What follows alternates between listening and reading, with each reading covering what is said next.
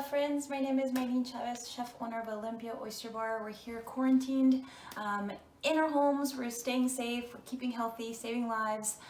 We're here in our home kitchen and I wanted to share with you a little bit of my passion, oysters, our dear beloved bivalves. It doesn't mean that if we're quarantined, doesn't mean that we can't enjoy some of the simple pleasures that make us feel good, especially, beautiful sun shines out, it's spring day. Let's still enjoy some of these beautiful things that make us happy and that, make us feel good inside. So today I had the privilege of getting this beautiful delivery from our friends at Cascade Organic, these gorgeous Pacific Northwest oysters, Cascade Organic PDX. They are now delivering to homes, direct to your home. They are in amazing purveyor that I worked with at the restaurant at Olympia Oyster Bar for many years, and they're now giving you guys chef product, chef shellfish direct to your home. So please reach out to them, Cascade Organic PDX. They're an amazing company, and they also have mushrooms and other produce and other amazing seafood, chicken, pork, many things for your family to avoid going to those grocery stores, which we're really trying to avoid these days. So oysters. What are they? Oysters are bivalves. So a bivalve means that it has two shells. This is your posterior, this is your derriere oyster. Oysters are cultivated, so farmed for the most part, and it's a good thing. The more oyster farms we have in these environments, the better the health of our ecosystems. Oysters are the tremendous sustainable ingredient. They can filter up to 50 gallons of water in one day. That's how powerful these little babies are. So they're not only good for you, they're delicious, but they're also great for the environment. And we can still enjoy these, even us being quarantined here in our homes. So how do you shuck an oyster? Some people are afraid, but it's a very simple technique. As long as you just put a little bit of practice and you'll get a hang of it, and then you'll be becoming a pro, and hopefully I'll see you guys on my next event. So here's the oysters. So the biggest thing with oysters, especially when you do get them delivered to your home, how do you store them? Some people tend to put ice on the oysters and then put them in the refrigerator. Let's avoid that because the ice will melt on the oysters and then the oysters will suffocate. So oysters are saltwater animals, so if you pour them and dip them into fresh water, they won't do so well. So you'll say bye-bye to them a little sooner than later. So what I like to do is like to get a nice damp towel. This is a bar towel, but any dish towel will do well. And then just put it over your oysters, put it in your refrigerator. I like to keep oysters no more than 5 to 7 days max from the harvest date.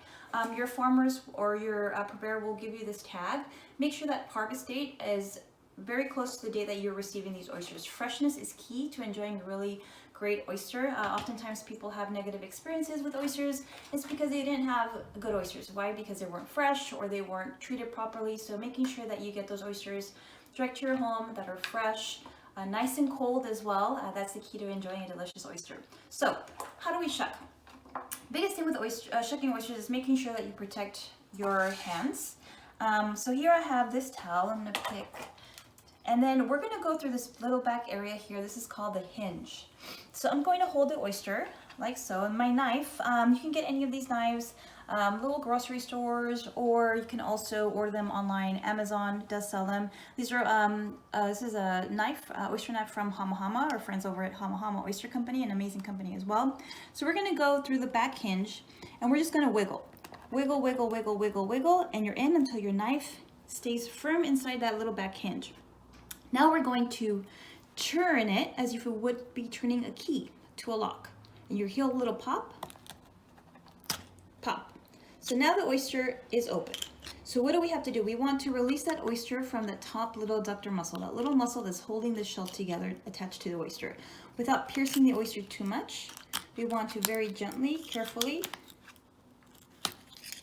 remove that top shell from the oyster, and voila.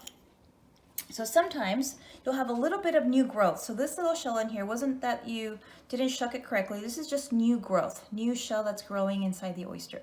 So here you have a little bit of sand. Feel free to get a little brush and just clean that little sand out. That way when you have that first bite, you're not gonna have a sandy, gritty bite. Now the second step in enjoying your oyster is to release that lower muscle. So this little part right here, it's actually right where the heart is inside. Yes, oysters have hearts. You're going to release that muscle gently, scooping it out very gently with your oyster knife. And all of that brine right there, that is the holy water. That is the most delicious thing. That's what oysters really get their flavor profile from. So for example, if an oyster is cultivated in Netarts Bay, you're gonna have that nice grassy finish, little minerality, little algae notes. That's the flavor that you get from all that brine. So this is very beautiful. It really gives you a time and place to where that oyster is being cultivated in. So now, again, making sure I have these nice little French plates here. Feel free to put a little bowl or a plate with ice. I don't have any ice on me today, but a cold oyster is what makes this experience the best. Nobody likes warm beer, nobody likes warm oysters unless they're supposed to be baked. So making sure that those oysters are really nice and cold, just like you would enjoy that nice cold beer. I personally like to enjoy oysters with limes. I'm from Mexico, so West Coast oysters tend to do really, really well with limes or key limes. They're gonna bring out that nice minerality, the nice cucumber finish with that sharpness or the acidity in that lime is just gonna be the perfect combination. I like to squeeze a little bit, but if you're a purist, feel free to just enjoy those oysters on their own. We also, something that we're known for, are pickle serrano brine sauce. This is kind of our version of a mignonette. This brine sauce is very simple to make. What we do is we take about a pound of serranos. Serranos are very different to jalapenos in that they're more flavorful, they're smaller, and they're gonna have a little bit more of a heat component to them, which is good in this capacity because we're gonna add a little bit of sugar, salt, and white vinegar, and that's gonna cut through that heat a little bit. So all I did was take about a pound of serranos and mince them. So you want them really nice and minced, small little cuts just like that. You can throw those in your food processor and process them out. We're gonna take about a quart of white wine vinegar and bring that to a boil with equal parts salt and sugar. So about a cup of sugar, a cup of kosher salt. And you can also add some pickling spices. This is what gives those notes of clove, coriander, and mustard seeds. If you don't have the full pickling spice melange, feel free to make your own. I have some cloves here. I have a little bit of coriander, some chili flakes. If you have little mustard seeds, essentially whatever you have in your pantry. I know these days things are tight, so feel free to just drop it into that concoction of the vinegar and then bring all that to a boil. Once that all comes out to a boil, you're gonna turn it off, and then you're gonna pour that nice brine into your serranos, and then you're gonna have this beautiful little lovely pickle serranos brine. Put that in a mason jar, tight lid, put it in your refrigerator for a couple weeks. It can even hold a little bit longer as well. So nice little go-to sauce. If you're having an aversion to maybe raw oysters and it's not something that you're necessarily comfortable with, don't worry about it. It's beautiful outside. If you have a gorgeous backyard, especially at the Oregon coast, if you're out there, put the barbecue on and drop those oysters, shuck a few, drop them on the grill, and add a little butter. Most of us have some butter in our refrigerator, so add some garlic, some butter, some shallots.